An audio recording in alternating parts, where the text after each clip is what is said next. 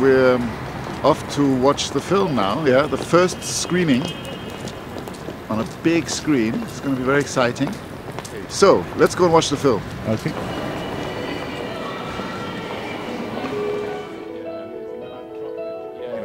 This is how films really should be seen. But of course, in the modern day and age, we're looking at films in so many different ways.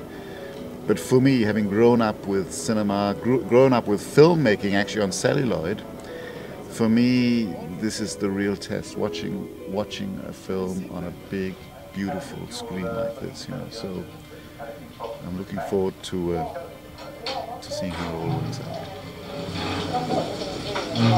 You know, these shots here, then, were shot with a camera just like that. Really? Yeah. I have to say the quality is very good. Wow! It's amazing how, you know, from that From 35 now to that.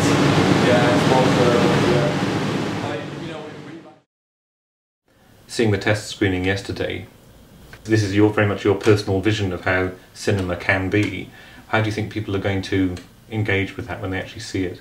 I'm worried about it on the one hand, but also on the other hand, I'm thinking, I myself have never seen a film like this before. and for me, what's exciting about it, you know, we watched it there, and I'm thinking to myself, you know, did I write this? Did I direct this? This is not my film, you know. This film already existed in some way or other. You know, we worked hard, of course, to realize it and so on and so forth. But it could have been no other way. There's also an aspect that I was thinking about. You know, I work researching water as a theme, as a topic. And there's a lot of issues around water, environmental, social, political, and so on, that if dialogue had been in the film, there would have been this temptation to either be a bit preachy or to be trying to put across a particular political position or message. It doesn't kind of tramline you into thinking, okay, they're making some big point about environmental pollution or about, you know, overuse of water in, you know, domestic situations. It doesn't have that kind of statement to make. One important thing about the way that I've tried to approach this film is exactly that, not to think about projecting to somebody, but thinking about creating a space into which people can come and they can bring themselves. So it's about constructing a narrative differently. To me, it strikes me as so different to what people are used to seeing, that, you know, either people are going to think, oh, this is a load of crap, or maybe, just maybe, people will feel, this, you know, I'm engaging with the film in a different way than I'm used to here, and it works. I hope so. I'm relying less on words. I feel that I'm beginning to master the language of film, if you know what I mean, as opposed to drama. Mm-hmm. And, you know, for me, it's opening up things about the cinematic form that perhaps, you know, perhaps I was too scared to try or to think about in the past. You know, the pressure is always on to create things that have these, you know, classic ingredients, classic narrative ingredients, and drama and conflict and so on. Do you think there's anything to do with the technology, that it's become, you know, cheaper, smaller, easier to sort of make, you know, good quality, full high definition films with handheld equipment and not needing the huge crew to do it and so on? Has that been a factor in, you know, it looks to me as if you've made a lot more films in the last few years than before, because you'd have to work on film stock and there's not all the kind of, you know, drawbacks of that. Has that made a big difference? Has that changed the way you make films?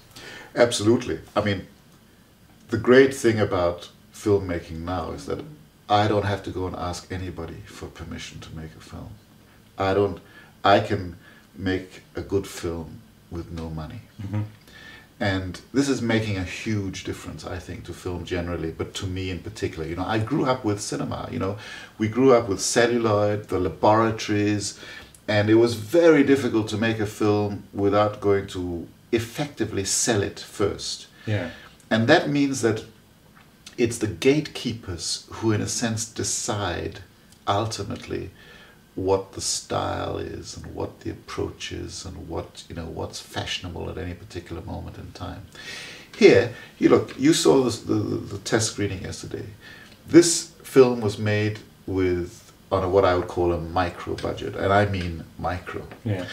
And you saw that film projected on a big cinema screen, and you can't tell the difference in terms of technical quality between, you know, a 35mm film and this film. This is a huge step, I think, you know, to be able to make a film of that kind of quality for next to nothing, and now think about distributing it to the world.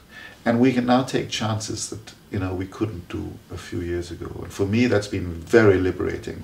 And I think the consequence is for the industry is that there are going to be voices like my own that will come in with some new ideas. Whether they're adopted or not is a different matter.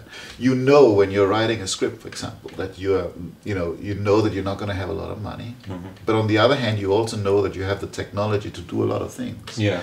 So it's about, you know, how can you take those limitations and make a virtue out of them. Yeah. And I think in some ways for me, you know, the Silent Accomplice is an important step in this idea of making what is quite a kind of, on one level, an epic film, but on a microscopic level, you know. Well, I mean, one of the things I was mentioning yesterday after the test screening was how nice it was, how much I hope the people who are in the film are going to enjoy the way that they're represented on the screen, because it is very natural.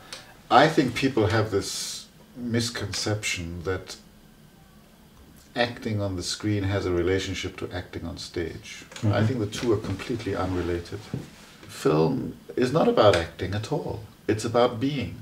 Mm-hmm. And the camera and the sounds and the juxtaposition of all the elements in the cinematic, you know, sphere, so to speak, you know, the rhythm, the color, the textures, the sound, the music, the face, the eyes, all of these go to tell the story, and performance is not an issue. And therefore, a lot of people, I think, when they're directing film, are thinking about directing actors. Mm-hmm.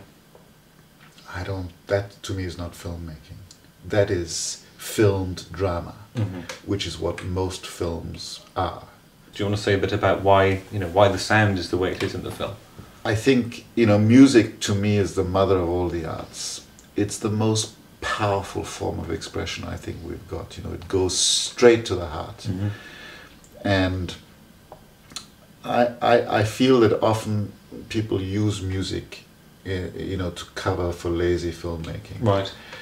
And that, you know, you can slap a bit of music on a film and it can completely take over somebody's emotions and take them somewhere. Yeah. And of course, you remember with my approach to the film, it is about inviting people in. It's not about directing their emotions, which I think music does, mm-hmm. because it's so powerful. Yeah. But it was very interesting to actually be able, right from the concept of the film, to think about how sound and picture are going to work together, mm-hmm. in a musical way. Yeah. And how that musicality, that interaction, is the main way in which the story is being told. I think, you know, feelings like awe, feelings like longing, feelings like love, that kind of selfless love, need stories to be told in a different way to engage those parts of people.